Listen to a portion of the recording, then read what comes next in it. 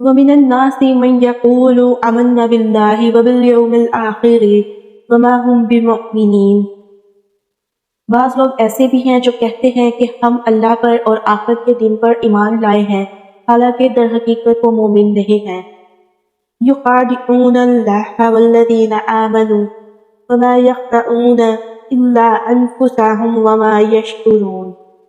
وہ اللہ اور ایمان لانے والوں کے ساتھ دھوکہ بازی کر رہے ہیں، مگر دراصل وہ خود اپنے آپ ہی کو دھوکے میں ڈال رہے ہیں اور انہیں اس کا شعور نہیں ہے۔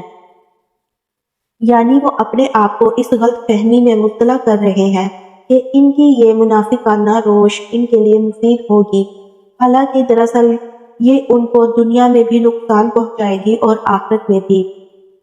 دنیا میں ایک منافق چند روز کے لیے تو لوگوں کو دھوکہ دے سکتا ہے، مگر ہمیشہ اس کا دھوکہ نہیں چل سکتا۔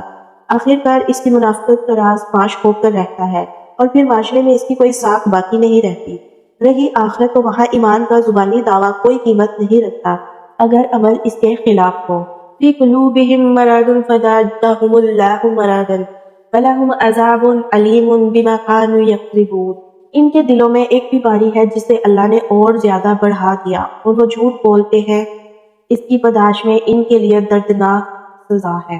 بیماری سے مراد منافقت کی بیماری ہے، اور اللہ کے اس بیماری میں اضافہ کرنے کا مطلب یہ ہے کہ وہ منافقین کو ان کے نفاق کی سزا فوراً نہیں دیتا بلکہ انہیں ڈھیل دیتا ہے، اور اس ڈھیل کا نتیجہ یہ ہوتا ہے کہ منافق لوگ اپنی چالوں کو بظاہر کامیاب ہوتے دیکھ کر اور زیادہ مکمل منافق بنتے چلے جاتے ہیں۔